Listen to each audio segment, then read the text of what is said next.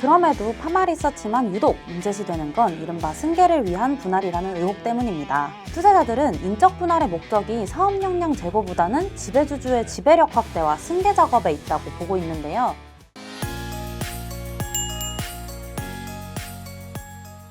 K바이오에 대한 궁금증 낱낱이 파헤쳐드립니다. 바이오톡 닥터벨 이기욱 기자, 김성아 기자입니다. 삼성바이오로직스와 삼양홀딩스 바이오팜 그룹, 파마리서치 이 세 기업에는 한 가지 공통점이 있습니다. 바로 최근 한 달 새 인적 분할을 통한 지배구조 재편을 발표했다는 건데요. 상장사의 기업 분할은 곧 주주들의 이익과도 직결되기 때문에 시장에 큰 반향을 일으키죠.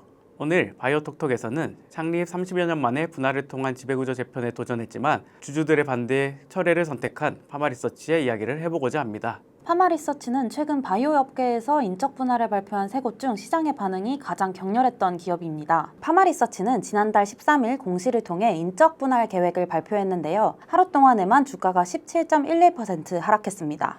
이후 파마리서치는 시장과의 소통을 늘리면서 수습에 나섰지만 아직 이전 수준을 회복하지는 못하고 있습니다. 1일 종가 기준 파마리서치의 주가는 47만 7천 원으로 인적 분할 발표 이전인 52만 3천 원보다 8.8% 낮은 수치죠. 비슷한 시기 인적 분할을 발표했던 삼성바이오로직스는 당일 1.82%만 하락했고 삼양홀딩스는 다음 거래일 7%나 상승했죠. 투자자들이 유독 파마리서치에게만 부정적인 반응을 보이는 이유는 무엇일까요? 이 파마리서치 인적 분할을 보기 전에는 우선 파마리서치라는 기업에 대해서 알아볼 필요가 있습니다. 파마리서치는 스킨부스터 리쥬란으로 널리 알려져 있는 기업입니다. 1993년 국내 최초 제약 컨설팅 업체로 출발해서 30여 년 만에 국내 대표 에스테틱 기업으로 자리매김했는데요. 기욱 기자님도 리쥬란은 들어보셨죠?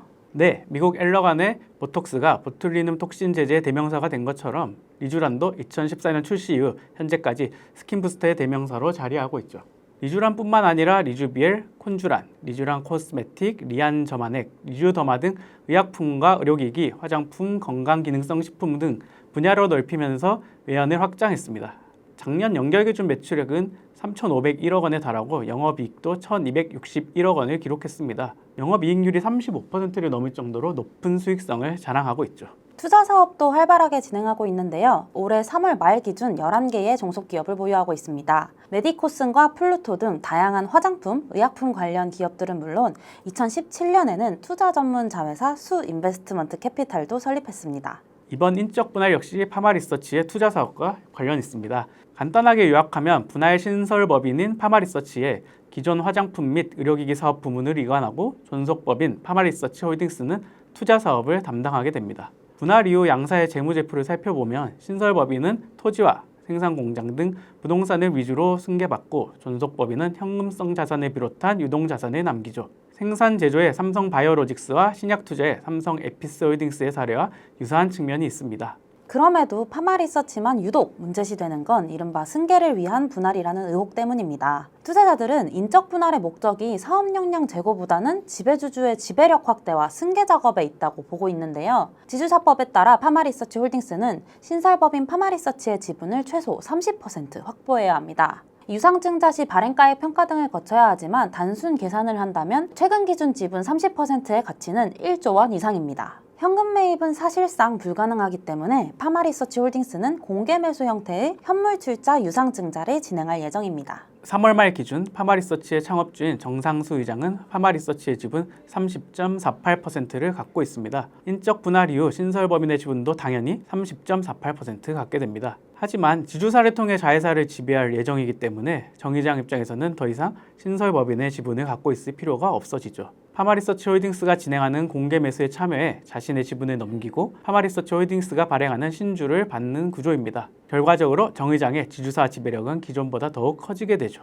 특히 74.28대 25.72로 지주사인 존속법인의 압도적으로 높은 분할 비율도 문제시되고 있습니다. 파마리서치 주주들은 리쥬란을 비롯한 미용의료 사업의 성장성을 보고 투자를 했는데 정작 신설법인의 주식은 1주당 0.26주밖에 받지 못하게 된 건데요. 지주사 주식의 의도적인 디스카운트를 유도해 저가로 승계를 받고자 한다는 지적까지 나오고 있습니다. 현재 정 의장의 지분은 30.48%로 최대 주주 위치를 공고히 하고 있지만 자녀인 정래승 이사와 정유진 이사는 각각 0.09%씩만 보유하고 있습니다. 1958년 출생, 만 67세의 나이를 생각하면 승계를 고민해야 할 시점이죠. 비판이 지속되자 파마리서치 측은 연이어 IR을 실시하면서 시장에 거듭 해명하고 있습니다.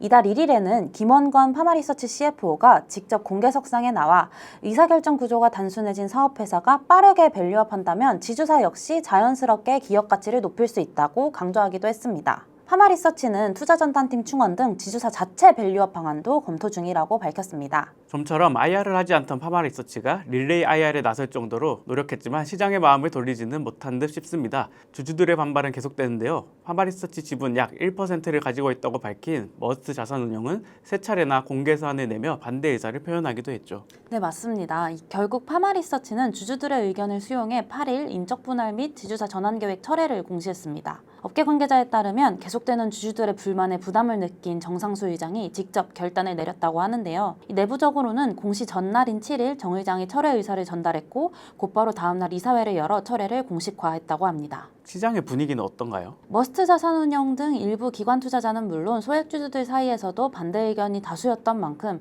시장에서는 철회를 반기는 분위기였습니다. 철회 당일 주가는 분할 발표 이전 수준을 훌쩍 뛰어넘었어요. 장중 한때 신고가인 59만 5천 원을 터치하기도 했죠. 8일 종가는 58만 8천 원으로 전일 대비 13.73%, 분할 공시 다음 날인 17일 종가에 비해서는 40%나 올랐습니다. 이제 남은 건 향후 파마리서치가 어떻게 운영되느냐인데요. 파마리서치는 당분간 지배구조 개편에 대해서 추가 검토할 계획이 없다는 입장입니다. 그러면서도 분할 이후 지주사 핵심 사업으로 내세웠던 투자 등 신사업 전개는 계속해서 해나간다는 방침이죠. 지주사가 출범될 경우 지주사 대표직을 맡으려 했던 정상수 의장의 경영 참여 여부 역시 관전 포인트겠네요. 거버넌스 선진화와 밸류업 정책 등도 주목해야 할 지점입니다. 파마리서치는 철회 입장문을 통해 전자투표제 확대, 경영 투명성 강화 등 모든 주주가 경영 의사결정 과정에 참여할 수 있는 기반을 만들겠다고 약속했습니다. 분할 계획에서 약속했던 배당 확대 정책 등에는 어떤 변동 사항이 있을지도 지켜봐야겠습니다. 파마리서치는 이번 분할과 지주사 전환 계획을 약 3년간 준비했다고 전해지는데요. 30년 만에 처음으로 진행한 파마리서치의 지배구조 재편 도전은 3주 만에 막을 내리게 됐네요. 최근 상법 개정안 통과 등으로 자본시장에서 일반 주주의 권익보호에 대한 목소리가 더 커지고 있는 만큼 이번 이슈가 주는 교훈도 분명 있을 것이라고 생각됩니다. 지금까지 더벨 제약바이오부 이기욱, 김성아 기자였습니다.